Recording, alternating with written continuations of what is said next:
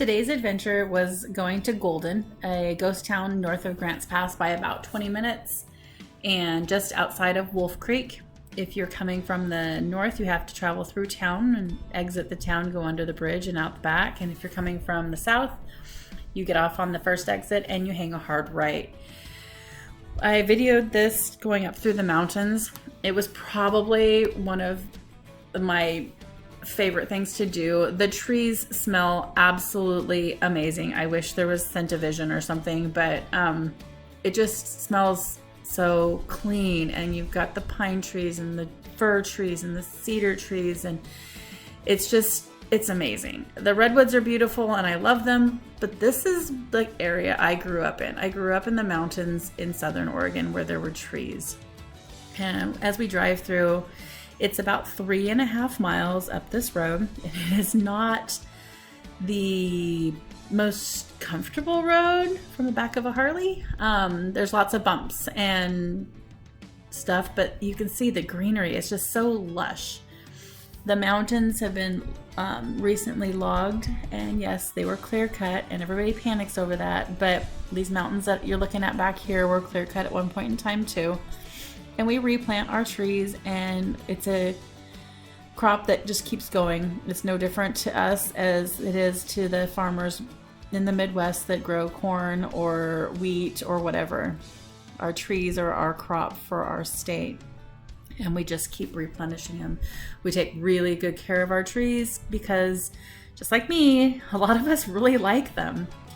You can see these ones along the road. They're left alone and preserved because it kind of makes it look nice through here. But we always take care of the corridor where the roads are, so that when you're driving along, yes, you can see those back mountains, and yes, there are clear cuts from time to time, but for the most part, you see the natural beauty of Oregon the way it is.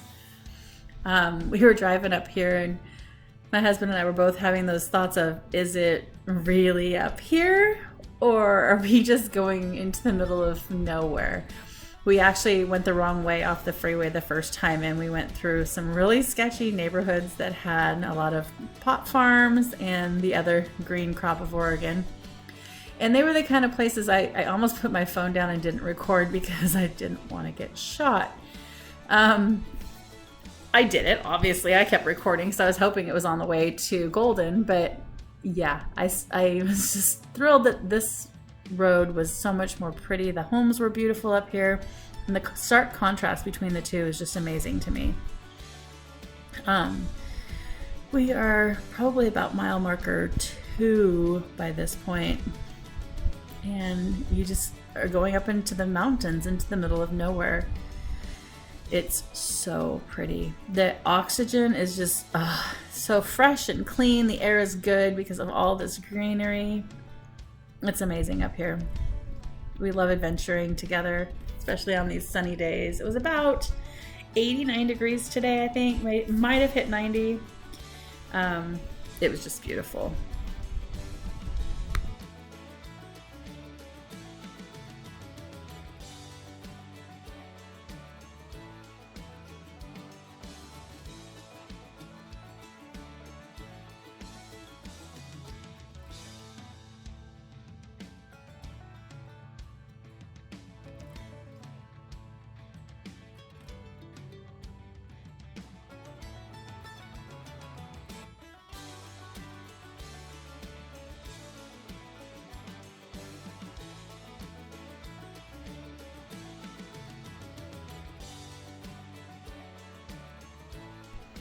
Now, I have lived here since I was in high school, so for probably about 25 years, and I never even knew there was a ghost town this close to where we lived. And come to find out, there's 3 of them, so we're going to be going and checking them all out in the near future. The first one we went to is called Golden. It is north of Grants Pass, about 20 minutes, and it's just outside of Wolf Creek. Golden was established in 1890. It's a mining town that was very unique because it had 2 churches and no saloon. The miners that needed refreshments went to Placer on Graves Creek. That's one of the other ghost towns that we're going to go check out.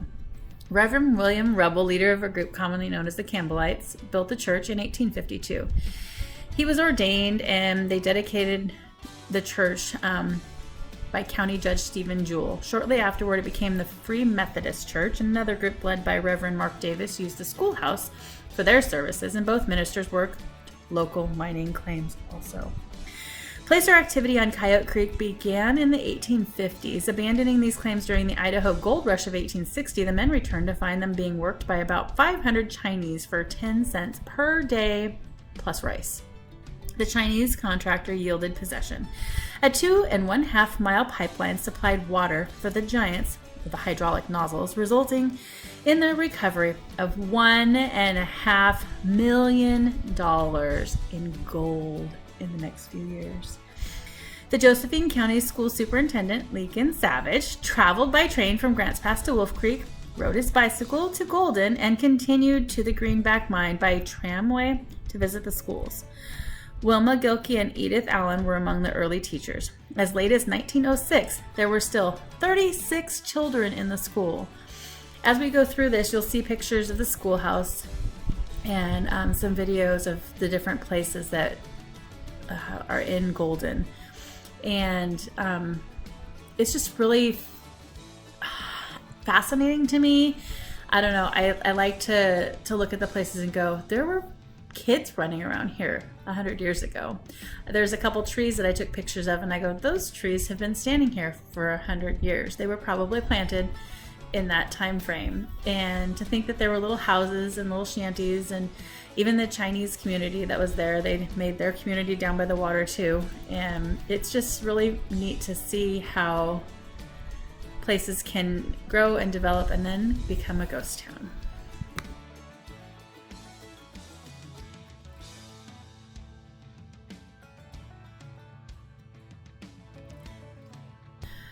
Mothers, fathers, and children walked up to the church steps together many times each year, gathering for worship and encouragement in good times and bad. In the late 19th century, rough and ready boomtown sprang up wherever there was gold and just as quickly faded away. Golden was different. With the rubble elevator bringing a consistent profit, the 1890s found Golden growing into a thriving, family-centered community of more than 100 people.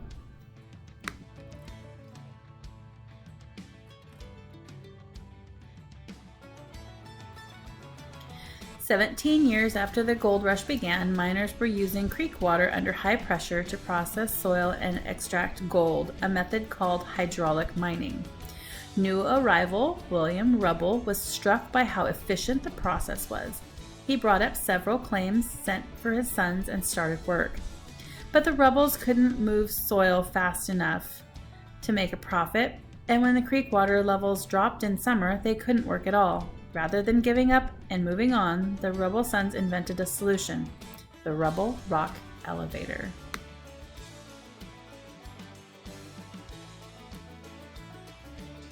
It's 1851. You've traveled hundreds of miles to make your fortune in California, but you've heard the rumor of gold in Oregon, so you turn north to the Rogue Valley. Joining several other miners, you slog through the mud to Coyote Creek, find a promising spot, stick your claim marker in the ground, and get to work. If the stake is good, you'll build a shelter and settle in, but you only stay as long as the gold lasts.